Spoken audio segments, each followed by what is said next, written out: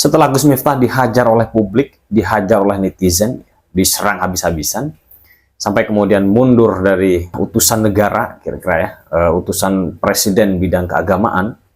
Lalu pertanyaannya, apa yang kita dapatkan? Atau apa yang bisa kita lakukan kemudian dari peristiwa ini?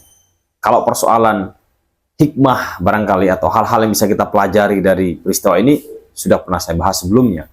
Tapi apa yang bisa kita lakukan kemudian berkaitan dengan pendakwah, berkaitan dengan penceramah ini? Ini mungkin satu hal yang perlu kita bicarakan. Pertama, saya tertarik dengan isu yang muncul kemudian, yaitu sertifikasi pendakwah, sertifikasi penceramah. Cuma memang mungkin perlu dikaji agak matang, perlu pertimbangan-pertimbangan. Sertifikasi ini perlu ya untuk memberikan standar kepada seorang penceramah agar tidak sembarangan dalam berceramah. Karena seorang penceramah ini tidak sekedar ngomong, tidak sekedar modal viral, ya dia harus punya ilmu, ya. Dia harus punya pengetahuan.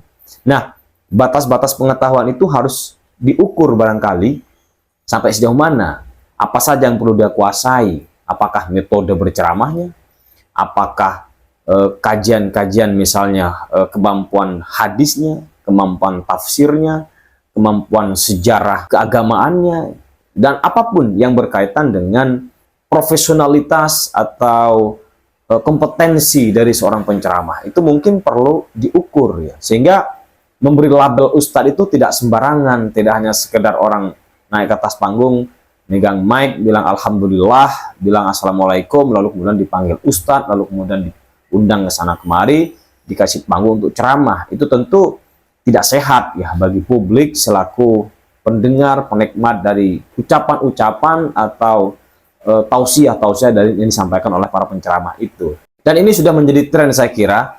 Ketika suatu pekerjaan dianggap sebuah profesi, maka di situ perlu sertifikasi. Seorang tukang selang, tukang air itu perlu sertifikat profesi.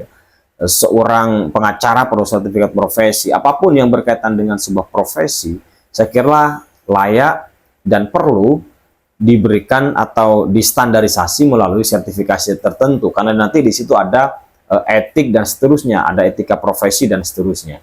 Satu hal. Tetapi memang yang perlu dipertimbangkan lagi adalah hal lain yang ini mungkin juga tidak kalah pentingnya. Ketika kemudian perlu sertifikasi ustadz, ini pertanyaannya kan memang siapa yang mau mensertifikasi itu, siapa yang mau menguji itu. Nah, ini yang tidak kalah peliknya. Karena ketika kemudian muncul lembaga-lembaga tertentu yang kemudian diberikan wewenang untuk mengadakan semacam sertifikasi penceramah, sertifikasi pendai. Nah, ini rawan juga ya pelembagaan agama dan segala macam, sehingga nanti misalnya pendakwah karena ini dari aliran tertentu ya, punya kecenderungan tertentu, maka dia di-cut, dianggap tidak lolos misalnya. Nah, kita tahu bahwa aliran yang bernuansa ke kiri-kirian, ya, aliran yang bernuansa ke kanan-kananan dalam konteks berceramah itu kan selalu ada kecenderungan-kecenderungan kayak gitu. Nah, ini bagaimana mengcover itu sehingga nanti tidak muncul semacam monopoli ya, untuk kepentingan ideologi tertentu di dalam sebuah pelembagaan lembaga yang bernama pemberi sertifikat bagi seorang pendai. Walaupun memang di sejarah-sejarah kenegaraan manapun ya, termasuk yang berkaitan dengan sejarah keislaman, selalu ada ulama-ulama yang bukan ulama maksud saya, ya juru bicara agama yang memang itu kemudian dikaitkan dengan kepentingan agama negara tertentu, kepentingan kekuasaan tertentu. Yang dikhawatirkan kan di sini penguasa kemudian masuk di dalam lembaga-lembaga penguji ini, sehingga nanti yang lolos sertifikasi misalnya hanyalah pendai-pendai, penceramah-penceramah yang pro terhadap pemerintah, yang pro terhadap penguasa.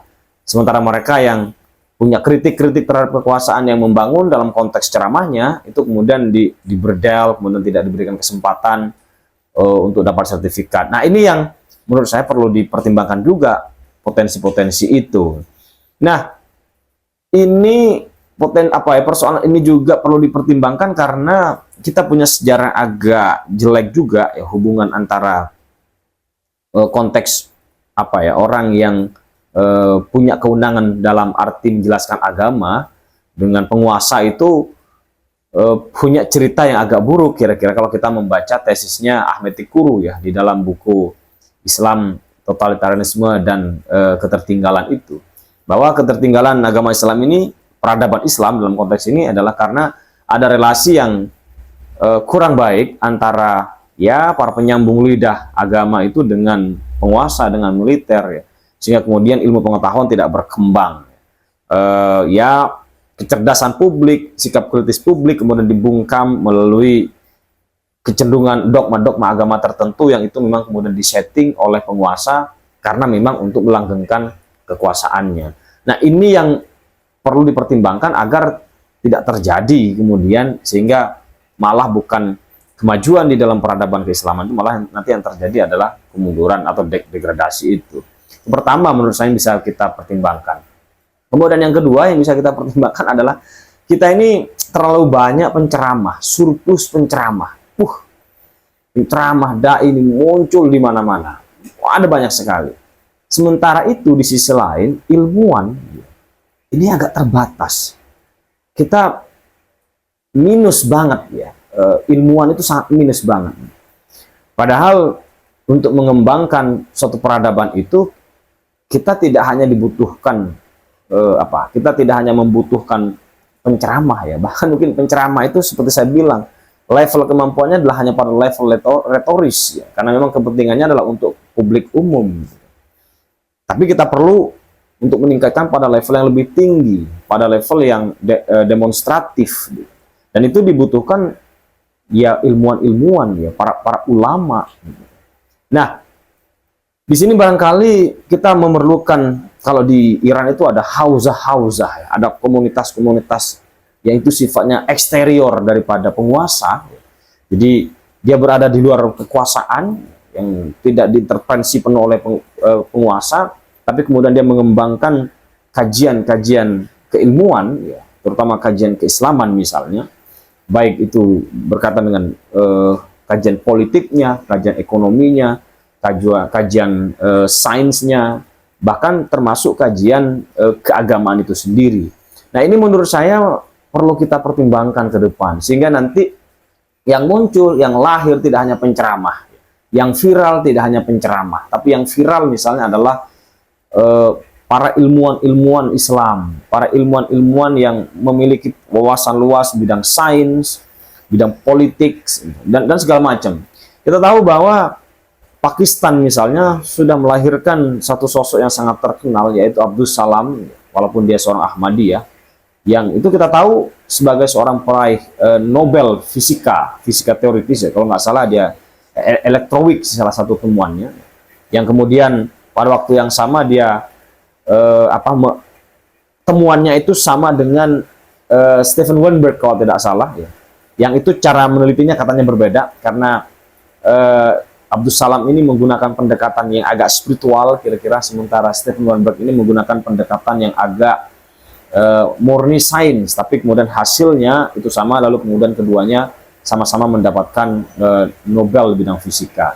Nah itu kayak gitu mungkin harus perlu dikembangkan, perlu ditradisikan. Cuma memang sayangnya belajar dari Abdus Salam ini, dia mengembangkan kajian-kajian fisikanya itu ya, kemampuan bidang fisikanya justru tidak di Pakistan memang. Karena Pakistan ini cukup, ya boleh kita bilang dari sisi sains juga agak tertinggal. Malah Abdus Salam ini malah mengembangkannya di Inggris, di sebuah kampus kalau tidak salah di Cambridge itu.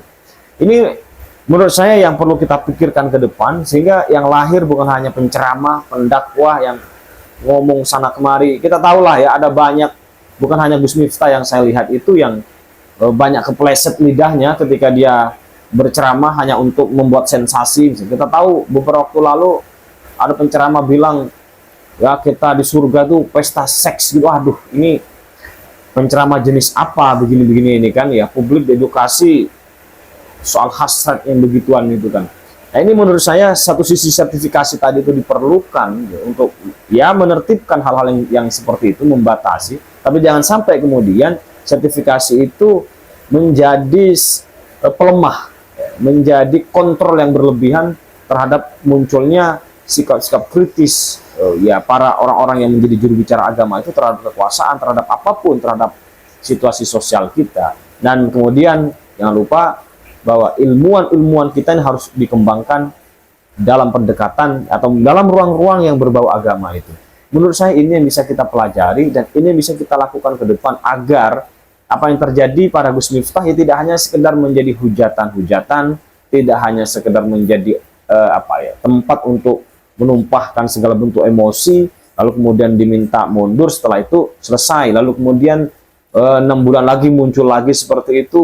Nah, ini kita berarti tidak belajar banyak dari situasi ini dan kita tidak melakukan perubahan apapun berkaitan dengan ya para penceramah dan para pendakwah ini.